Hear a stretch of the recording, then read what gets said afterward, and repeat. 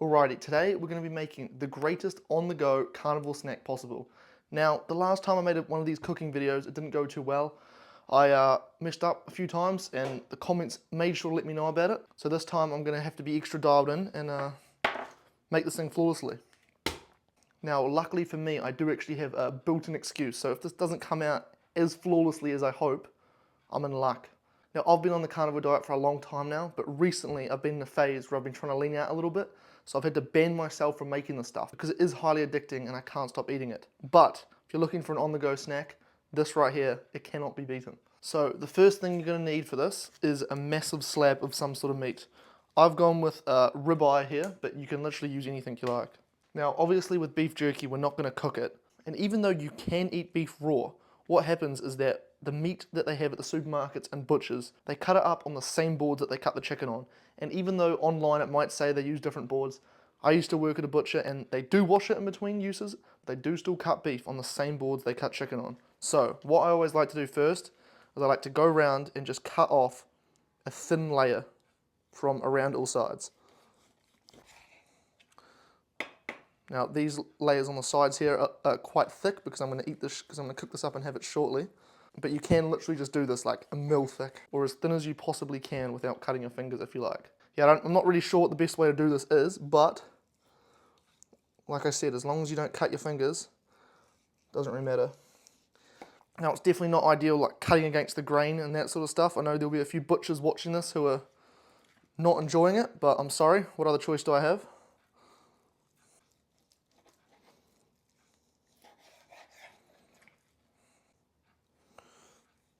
Usually I'd actually use a lot bigger of a piece for this stuff because you do lose quite a fair amount when you have to cut all the edges off.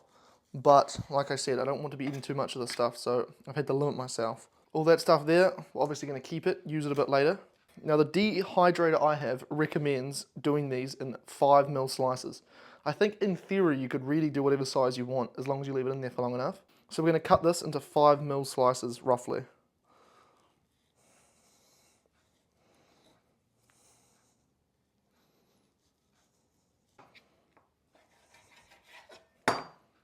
Not my best cut, admittedly.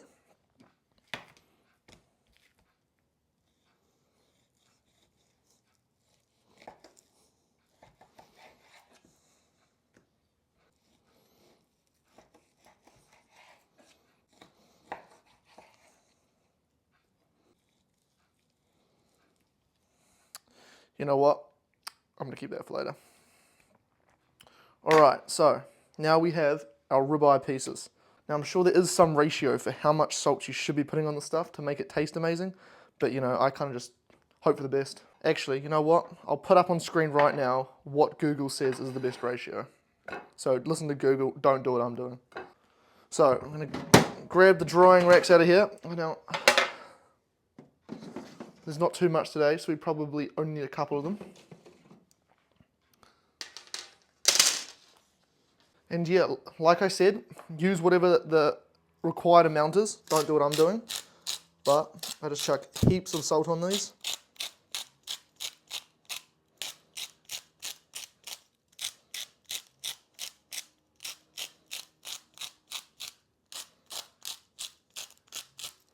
And then I'll sort of rub the salt in a bit.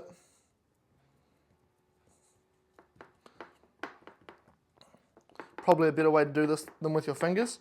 More hygienic way, but not the point. Then I'll chuck a little bit more salt on. Now I definitely am probably overkilling the salt, but oh well. Now chuck that stuff on the drying tray.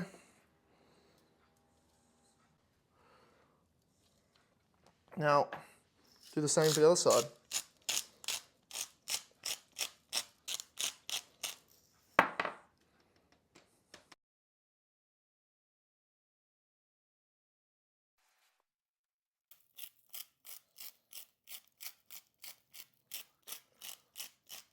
Now, the one thing you do need to buy for this recipe is a beef dehydrator. I think these things are a couple $100 or something like that, but it is a great investment. All the beef jerkies, the biltongs, all the carnivore-ish foods that you see in the supermarkets, in the gas stations, they're not really carnivore.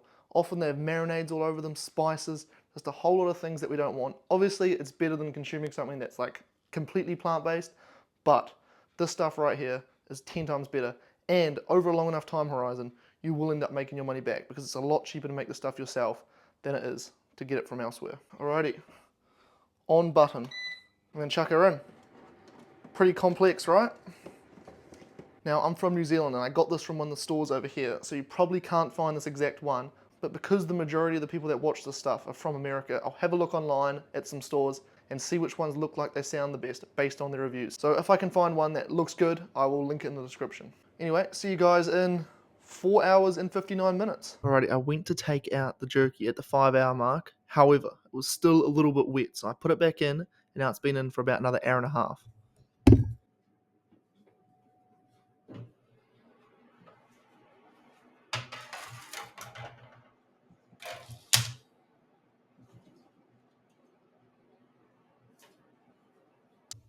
Take a look at that. Doesn't she look beautiful? And yeah, literally just like that, ribeye steak, beef jerky. Now for the most important part, a taste test. Spectacular. Now, I'm not exactly sure how long this stuff lasts outside the fridge, so I don't want to give an official recommendation, but obviously if it's super dry and there's lots of salt in it, it's going to last longer than if there isn't. But yeah, I think that's all there is to it. So if you enjoyed this video and you want to see more content like this, consider subscribing. It's completely free. It means you'll see more videos like this. See you guys next time.